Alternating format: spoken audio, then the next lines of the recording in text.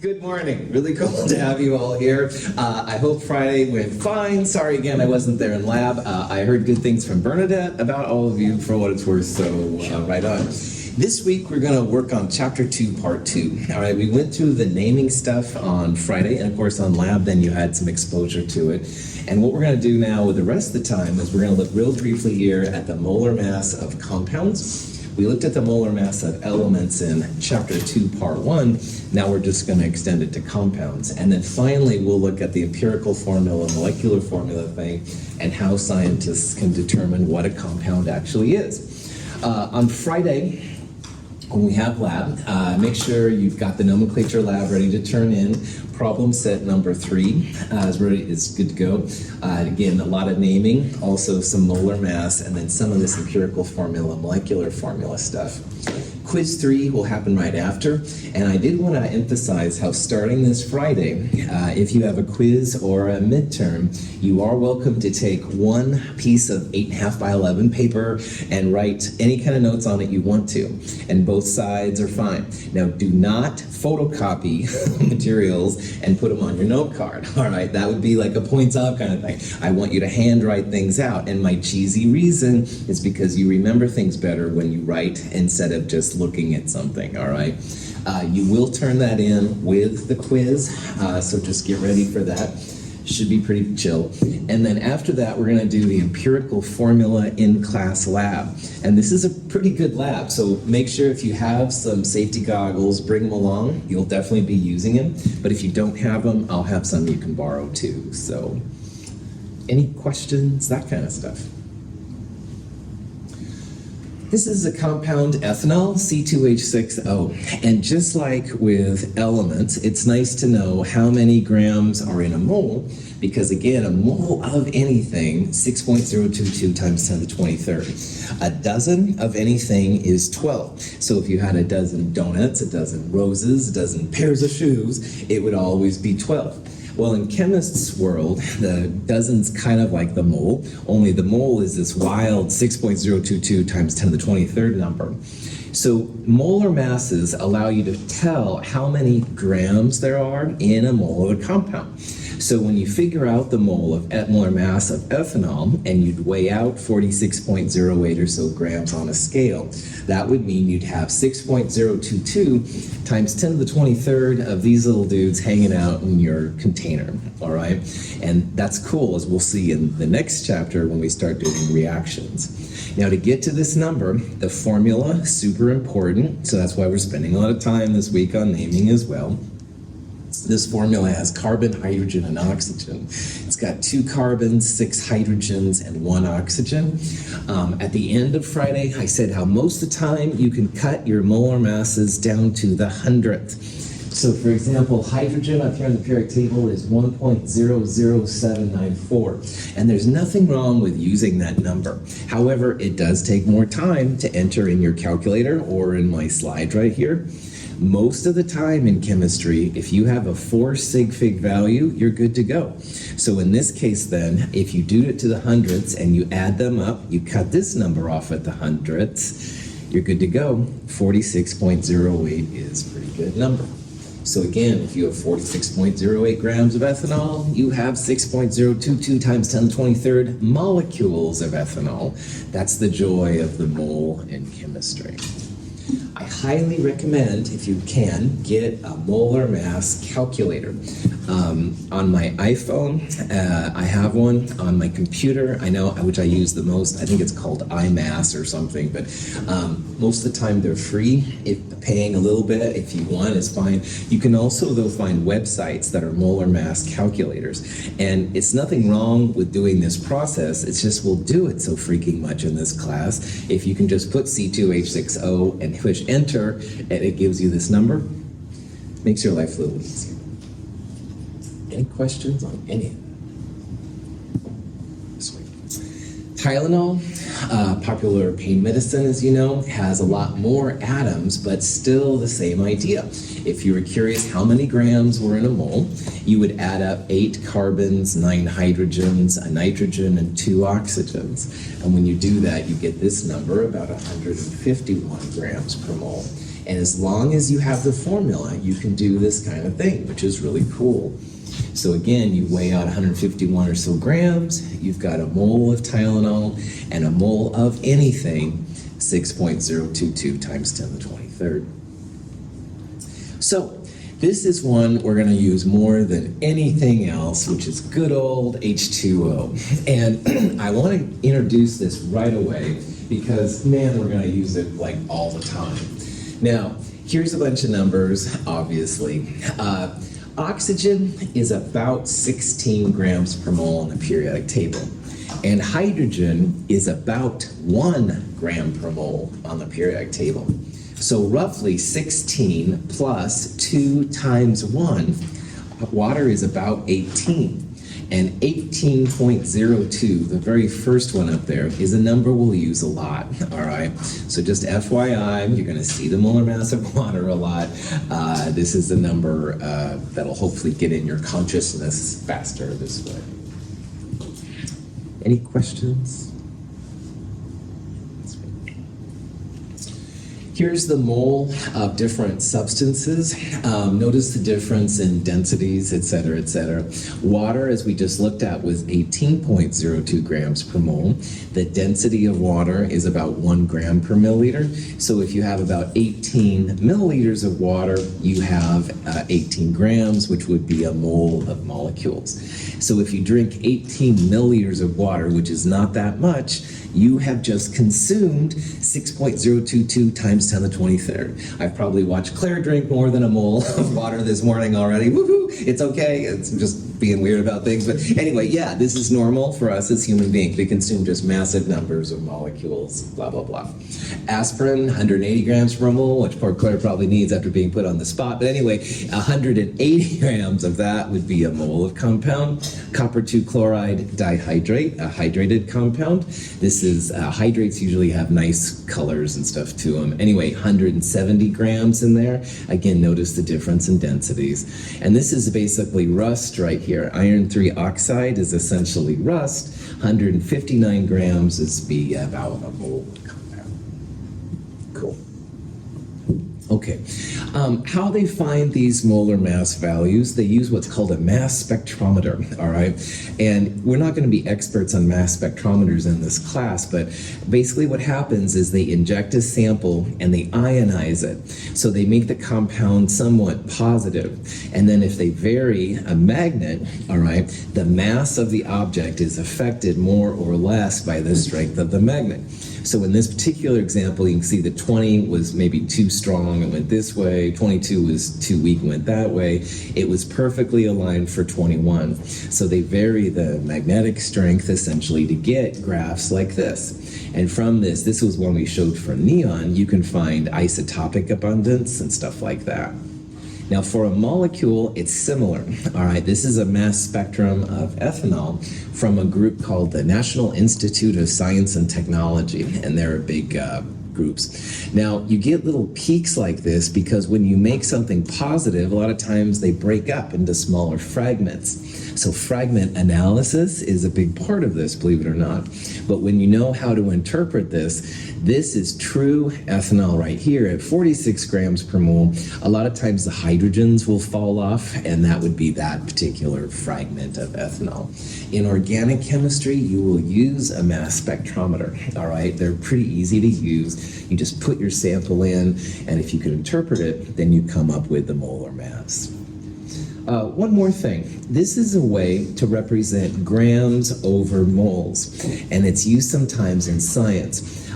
If you write x to the -1 in math, that's like 1 over x. So grams times moles to the -1 is just another way of saying grams per mole. And you'll see it sometimes. I think so far I've been using the slash moles, which is the same thing, but moles -1 is just like 1 over moles, so that would be another way to say grams per mole. Any questions on that? Sweet. You can do all kinds of math, of course, to figure out number of molecules, number of moles and stuff. So this would be a good problem to do just as an example. So let's say we have 21.3 grams of ethanol, and we want to find how many moles of ethanol, the alcohol, there are. No problem. This is grams, and this is grams per mole. And like before, you want to make sure the initial unit, grams, is canceled. So grams on the top, grams on the bottom, and just have moles on the top. So these numbers, these molar mass numbers, are again just conversion factors. You can flip them around like we have here, whatever you need to do. But the important part is that you want the grams to cancel so that only moles are left. So 3 sig figs divided by a 4 sig fig molar mass, we can still use our 3 sig figs. Woohoo! And when you cut it to 3 sig figs, 0.462 moles of ethanol is represented there. Is that cool? All right. Mole amounts don't usually do much for me. It's like, I don't even know what that means, 0.462 stuff, whoopee-doo. What does kind of impress me, as you probably figured out, is how many molecules there are in small amounts, all right? So the next part of this question just says how many molecules of ethanol are present in this standard can of beer. Well, once you have moles, you can go to molecules or atoms easily using Avogadro's number, 6.022 times 10 to the 23rd. So in this case, we'll take the moles. This number, it's a positive 23. It's a big number, all right? And it's always number of molecules per mole, or if elements, it would be atoms per mole. But again, you want those moles to cancel out. So when you do that, multiply them together, 3 sig figs, and you get just the astonishingly large 2.78 times 10 to the 23 molecules. So, Friday night, you're 21 and over, just say no, but you drink a can of beer, all right? This number represents the molecules of just the ethanol in the beer, all right? It doesn't include the water. I'm sure there's some kind of hops or whatever else they put in beer, but it's just an amazing number of molecules. The water in beer would be a much larger number than this because I think more of it is water than anything else. All right, getting off my high horse there. Cool. But there's even more you can do. Because if you know the formula of a compound, you can start figuring out number of atoms, all right? So in the last little demonstration there were 2.78 times 10 to the 23rd molecules of ethanol. And maybe you're curious how many atoms of carbon that represents. Well, in a molecule of C2H6O, there are 2 carbons. So if you take that previous number, and one molecule of ethanol has 2 carbons, and this 2 comes directly from the formula, then you get another huge number, 5.56 times 10 to the 23rd atoms. So if it wasn't enough that you're consuming lots and lots of molecules of this compound, now you can actually figure out how many atoms there are. And that's an even more massive number than you had before. And if you want to really go crazy, 2 atoms of carbon, 6 atoms of hydrogen, 1 atom of oxygen. So that's a total of 9 atoms in a molecule of ethanol. So if you take this number and multiply it by 9, obviously chemists are having too much of a good time here, but anyway, you get this number, 2.50 times 10 to the 24th atoms. So again, you drink that can of beer, just so you know, and the ethanol in the beer alone, not the water and the hops and carbonation, whatever else they put in, just the ethanol, this 10 to the 24th atoms is what you consumed right there. So again, one of the themes here I'm trying to push on you hard is how many atoms there are in these crazy things. It's just phenomenal. So, any questions? If someone hands you a clear liquid and says, oh, drink this, first of all, don't, because that's maybe really ridiculous unless you absolutely trust them. But number 2, if someone hands this to a chemist, Well, chemists had better be able to tell you what it is. So this last section of Chapter 2, Part 2, is how chemists can determine a formula without drinking it, all right? Sometimes drinking it would be okay. Water would be fine, ethanol, maybe 21 and over. But, oh my gosh, hydrogen peroxide, or there's lots of really bad chemicals that are clear out there. And so you can't drink it, and you can't, smell it even sometimes, because even that can be bad news. So now what we're going to do, though, is talk about how scientists determine the identity of compounds if you don't know, what it is. And in order to do that, we need to talk a little bit about empirical and molecular formulas. Now, pure compounds, all right, will always have the same number of atoms in a molecule. So water is always H2O, 2 hydrogens and 1 oxygen. Conversely, hydrogen peroxide, which is H2O2, has 2 hydrogens and 2 oxygens. And those don't change. Like hydrogen peroxide in Iran is the same as hydrogen peroxide here in Oregon. All right, it's both 2 hydrogens and 2 oxygens. So one way that chemists try to describe molecules is through a percent by weight or a percent by mass. All right. And as an example of that, you can actually find these percentages for any compound known, and I'll show you how to do this.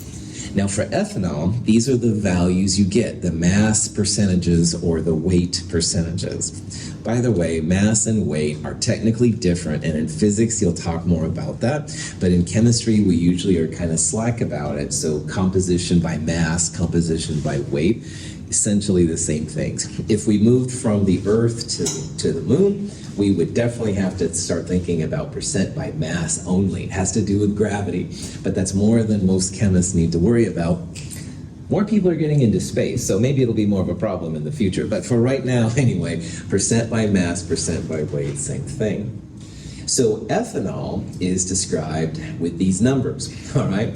And that's not as cool maybe as C2H6O because it takes a lot more pieces to type out, but that is an alternative way to describe the composition of an element, a compound, excuse me. Nitric oxide is great as a substance because you can breathe it and it stays only in the lung and it doesn't cause any effects outside of the lung. Nitric oxide is made by cars and combustion engines and lightning, and then is oxidized by oxygen or ozone in the atmosphere to nitrogen dioxide, which is even 10 or 20 times more toxic than nitric oxide. Nitric oxide is an extremely reactive free radical molecule which grabs the iron on the receptor enzyme and yanks it out of the plane of the ring and wakes up the enzyme. It's a very reactive molecule. And it dilates the vessels in the lung, and dilates only the vessels in the lung, and lowers the blood pressure in the lung. And it's very useful both for babies and for adults with respiratory difficulty. And these babies who are born probably don't make enough of it themselves. We're just supplementing a natural gas with a natural pollutant, as it happens to be. This last sentence really is interesting, and I think it's worth talking about. In the 1970s, all right, nitrogen monoxide was one of the bad pollutants out there. And nitrogen monoxide, which was emitted naturally from cars, causes smog and stuff like that. So catalytic converters, which you hear people ripping off all the time now, those fascists, but anyway, catalytic converters are a way that they can convert the nitrogen monoxide into nitrogen dioxide, which doesn't make smog. It's not good, but it's better than nitrogen monoxide in the environment. So in the 70s, nitrogen monoxide, NO, was seen as a pollutant. Well, then in the 90s or so, people started to realize that NO has actually a lot of medical uses. And you can see that little baby there. Sometimes when they can't breathe really well, somehow they get nitrogen monoxide into the baby and helps them. So what was a terrible pollutant at one time became actually a health-preserving thing in the long run. And in my class, which I try super hard to keep G-rated, maybe PG once in a while, I'm going to describe something here, but I'm going to use some algorithms because I have to keep it G-rated. So Viagra does something for men that need a certain something help with, which is fine. Nitrogen monoxide is what gets in there and lets them do their thing. And I have to be kind of vague here because I don't want to go over any barriers, but nitrogen monoxide, once again, has a utility, right? That people in the 70s would have thought, no way, it's a pollutant, get it out of here, man. You know, well, things change. Another thing, nitrogen monoxide is the official name, all right? Nitric oxide is the unofficial name. And water is a great example of this too. Water is the common name, and everybody calls it water, myself included. Dihydrogen monoxide is the formal name. And you'll see this with a lot of these compounds, all right? They'll have more than one. Nitrous from the Fast and the Furious was N2O, dinitrogen monoxide. So there's lots of examples of these things, how they go back and forth. Anyway, questions? All right. So let's say that you had NO2, nitrogen dioxide, and you wanted to find its mass percent or weight percent. The easiest way by far to do this is first find the molar mass of the compound. All right. Now, oxygen is about 16 grams per mole, and there's two of them, so 16 times 2, about 32. Nitrogen is about 14 grams per mole, so 32 plus 14 is about 46. That's the number that's going to go down there. All right. We can do a better job with better sig figs, but roughly it's about 46. And then let's say we wanted to find the weight percent of the nitrogen in there. You would put just the grams of nitrogen that you use to find the molar mass. So there's one nitrogen, about 14. So in the top part here, you'd have 14 grams because a mole of NO2 has one nitrogen, which is about 14 grams. And you divide it by the molar mass of the whole compound, about 46. So 14-ish divided by 46 times 100%, that's how you calculate it. All right, it's pretty chill. Water, if you wanted to find its percent oxygen, you would take the molar mass of water, which we talked about was 18.02 or so grams per mole. There's one oxygen in water, so one oxygen is 16 grams per mole. 16 divided by 18.02, this comes out to be 88.79%. Now, water has hydrogen and oxygen only. So you could also find the weight percent of hydrogen. You'd have 18.02 down there, and you'd have two hydrogens right here. So 2 times about 1.01 for hydrogen. And you'd get a number that's about 11%. But if you note my little note down here, if you only have two components, then the percent oxygen plus percent oxygen equals 100%. So if you don't feel like doing 2 times hydrogen divided by 18.02 times 100, you can also go 100% minus 88.79, 11.21% hydrogen. And that sometimes is an easier way than going through the other way. You can do it either way, it doesn't matter, but just an FYI on that can save you some time.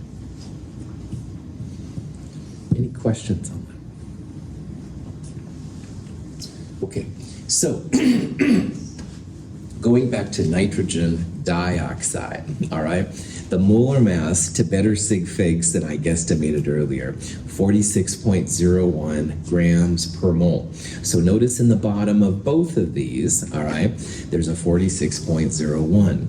And if we're thinking about nitrogen, in NO2, there is one nitrogen atom, and nitrogen is 14.01 grams per mole. So in 46.01 grams of NO2, you're going to have 14.01 grams of nitrogen. So in your calculator, 14.01 divided by 46.01 times 100, 30.45% nitrogen.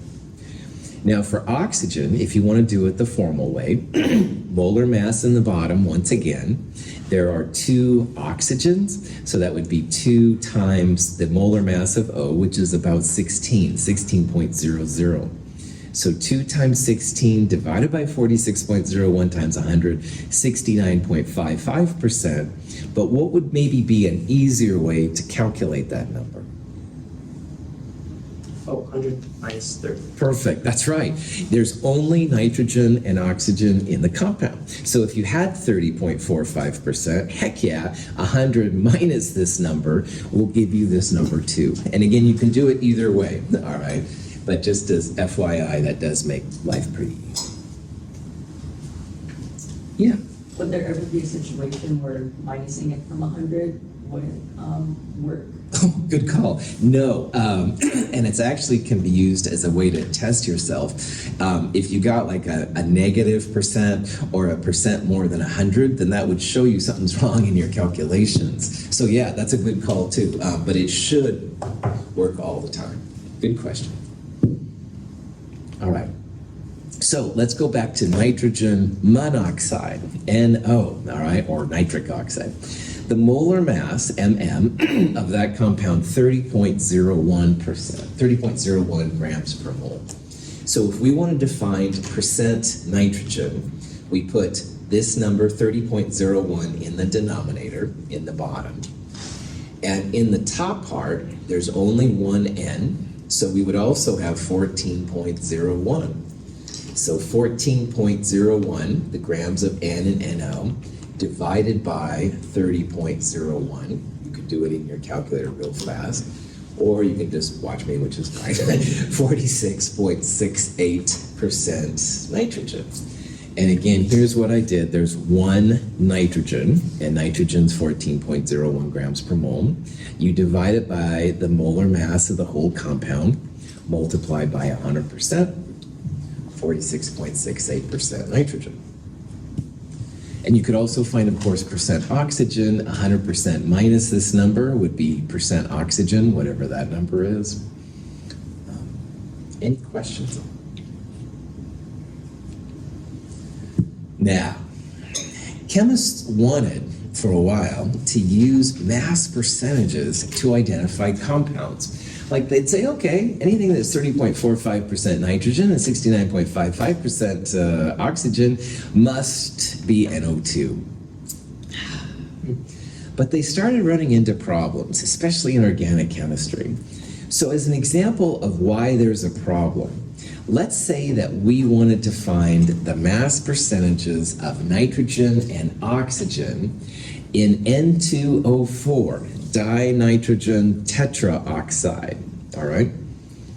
And how does NO2 compare, if you will, as a formula to N2O4? Yeah, it's like, if you took like two of these, it would be N2O4, all right? Like two NO2s is N2O4, or N2O4, half of it, if you will, would be like NO2. So why that's important is let's look at percent nitrogen, all right? 46.01 is the grams per NO2. But if we had two of them, like this one, we would just multiply this number by 2. So that would be roughly 92-ish grams per mole, something like that right there. And why that's important is if we double this, well, now we've got two nitrogens as well. So percent nitrogen, we would also multiply that number by 2 as well. So it would be about 28. Well, if you multiply this number by 2 to get the nitrogen, and this number by 2 to get N2O4, 2 over 2 cancels. Your percentages of nitrogen and oxygen in N2O4 are the exact same, all right? So scientists really wanted, as I said, to calculate these percentages and think that's going to be all we need, all right? But right away, they started running into problems. This is just a real common example. NO2 is actually a brown gas. N2O4 is an invisible gas. They're both gases, quite different, but the same percentages. So when you send one of these samples through like a mass spectrometer or something like that, you get these mass percentages, all right? And they are helpful because it tells you if you have more grams of oxygen, more grams of nitrogen, etc. But it's not the defining thing. As a chemist, someone hands you a solution, you're going to need more than the mass percentages to figure out what the formula is. because the percentages alone, you couldn't tell if you had, as it turns out, NO2 or N2O4. So what we'll do now is look about how chemists then can use other techniques to figure out these formulas. All right. So an empirical formula is the smallest whole number ratio of atoms in the formula. All right. I'm going to put up here NO2 and N2O4. And these things right here are what we're going to start calling molecular formulas. MF. This is a G-rated class, so MF might have other reasons and things outside of this class, but in this class, MF, molecular formulas, all right? Now, an empirical formula, which you could probably imagine we're going to call EF, is just the smallest whole number ratio of atoms. So this one right here, N2O4, is a 2-to-4 ratio. And we can divide both of these numbers by 2 to get an empirical formula of NO2. Now, chemists really dislike fractions. I've been alluding to that, and I'm going to allude to it again. We're not going to use fractions at this point, so it wouldn't be like N1/2 O1, all right? Keep it at the whole numbers and stuff. It'll keep you sane. But that being said, then NO2, the compound, is also going to have an empirical formula of NO2. So I put this example up here because I wanted to show, first of all, what an empirical formula is. It's the smallest whole number ratio. Don't use fractions. But I also wanted to point out that some compounds have the same EF and MF. Water is an example of this too. You can't break H2O down any farther without getting into the horrible fractions. So some compounds like NO2 and water will have the same empirical and molecular formula.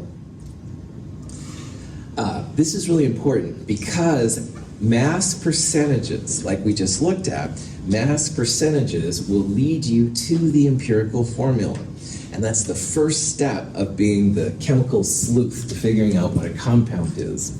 So if you have a bunch of percentages, you can use those to get to the empirical formula. You're not totally done yet. You need something else to go to the molecular formula. But what we'll do now are some examples of how you can take the percentages to get to the empirical formula of a compound. Cool. So as an example, let's do a problem with boron and hydrogen in it. And this compound was sent away and apparently has 81.10% boron. And the question is, what's the empirical formula? Now, we only have boron and hydrogen. How are we going to find out the percent hydrogen? Subtract the percent boron from 100%. Well done. Subtract the boron from 100%. Remember, if you only have two elements, like in this case, boron and hydrogen, boron plus hydrogen must equal 100%, all right? So in this case, we didn't get percent hydrogen. Sometimes you save money by only recording one element, which I know is funny, but it does happen. Anyway, in this case, no problem. Percent hydrogen, 100 minus this number, and we've got it. So in a problem like this, the first thing you've got to do is have all the percentages, and we can do that based on the 100%. And we'll go through the steps now to see how to get the empirical formula of a compound. Okay. Percentages are fun. I recommend that you convert the percentages to 100 grams total of your sample. So we've got this boron hydrogen compound. We don't know what it is, but we do know the percentages. Well, if we had 100 grams of sample, then that would mean we'd have 81.10 grams of boron, because that's the percentage of boron, all right? And if you have the grams of something, you can turn those grams into moles.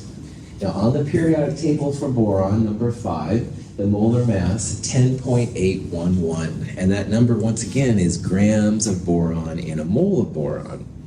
So I cut it off to the 100th, like I said, because most of the time that's fine. 4 sig figs, 4 sig figs. We're not losing any sig figs, which is also important in my world. But anyway, grams divided by grams, we're going to have moles. 81.10% boron in 100 grams would be 7.502 moles of boron. So again, let's retreat and backtrack and see what we did. Percentages to grams, and I recommend 100 grams. Grams to moles, this number came from the periodic table for boron, 7.502 moles of boron. All right, cool. Now, Alexis is looking at me funny probably and thinking, Russell, why are you doing this? We could use 1 gram of this. No problem. You could also say 0.8110 grams, and you could turn that into moles, and you're going to get the same results. All right. I like 100 grams. That works for me. But you don't have to use that. You can use any number you want. I do recommend 100 grams or 1 gram. That would be easy to do in your head. But if you want to use 100 million grams, I mean, you can do it. You just have to figure out the values. All right, so more than one way to do this. All right, so using my 100 gram sample, then you'd have 18.90% hydrogen. And again, that came from 100 minus this number, so that's how we got the hydrogen. And hydrogen on the periodic table, now on this one, I am going to use an extra sig fig. I'm going to go to the 1000th. And I'm doing that because I want to keep my sig figs going. This is a 4 sig fig number. So if I use 1.008 for the molar mass, I can have 4 sig figs over here. And that is something that's important to chemists, so watch out for that. But anyway, 18.75 moles of hydrogen is the answer then you get out. And again, if you use 0.8110 and 0.1890, that would be fine. You're going to get different numbers over here, but this process works just as well. All right, so at this point, you have a very rough formula, and you could write it B7.502, H 18.75. Woohoo! Well, you've just been through the nomenclature lab. You've seen more and more examples of how to name things, and there's no formula with these kind of decimals on them, all right? That's gonna freak chemists out big time. So we're getting closer, all right? We're starting to see something. That's literally what these numbers mean. You can literally write it like a formula, but it's too ugly right now to dance. So what chemists do is they divide both numbers by the smaller number. So 7.502 is smaller than 18.75. So if you divide both of these by the smaller number, and again, I'm literally just looking at 7.5 versus 18, and 7.5 is smaller. Well, that makes this one a 1-to-1 ratio. And you can see over here that when you do the math then, you get essentially 2.5 out. Well, that would be a formula, BH 2.5, all right? And that's better, all right? That's a little bit nicer than 7.502 and 18.75. But in chemistry, we need whole atoms, all right? We can't do half atoms or anything like that. So these ratios will usually be, if you even have a ratio, it'll be like a nice whole number kind of thing you can multiply by 2, sometimes by 3. 2.5 times 2 is 5. So what we'll do next is we'll just take this, multiply everything through by 2. So instead of B1, you're going to have B2, and then the H, which was 2.5, now times 2, B2H5. Your first empirical formula down. Anyway, the steps, all right? Percentages to grams, all right? And again, I recommend 100 grams. You can use whatever you want. Grams to moles, and that's where these two numbers came out. And remember, this is kind of like a rough formula. It's just super ugly right now. So then you divide both of these numbers by the smaller number, 7.502. That at least gets the one atom as a whole number. And if this was a whole number, we would be done. But in this case, it was just 2.5, and you can't have half atoms. So you are definitely justified at this point in multiplying by 2, B2H5. watch your sig figs on these, all right? If they give a 4 sig fig percent, you should use 4 sig figs for the moles. Sometimes cutting it down will give you different ratios. This part can be kind of sensitive, so. Any questions? You just said, make sure you do sig figs when doing this stuff. Right. 4, okay, we're good. Yeah, no, that's good. That's okay. At this level, you can see it's so. This is like 2.5 to 1, technically, So, but right. Pay attention to that. Good. Okay, empirical formulas, pretty cool. Maybe empirical formula is the same as molecular formula, like it was for NO2, but we're not sure. So the problem with empirical formulas is we know that the final molecular formula will be B2H5 to some power. Maybe it's B2H5 as our final formula.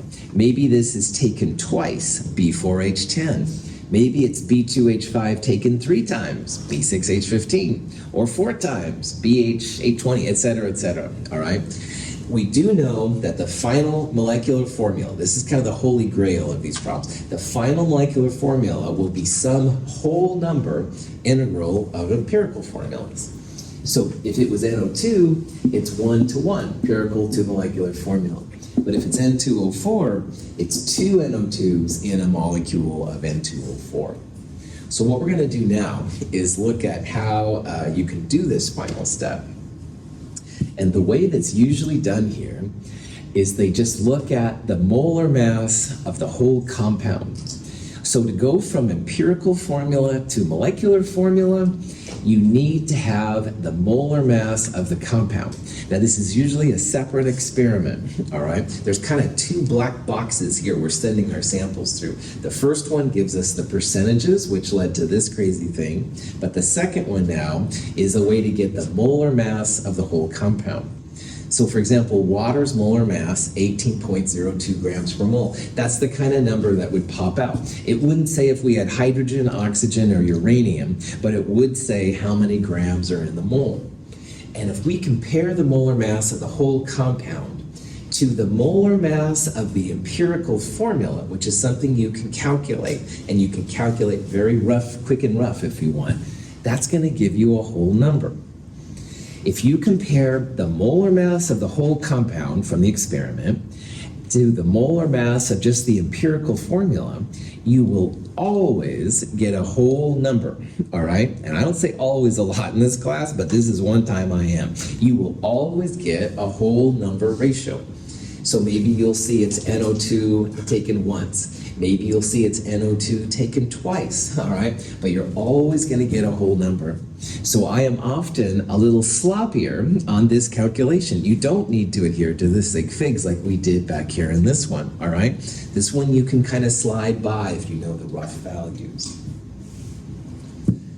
Let's look at an example.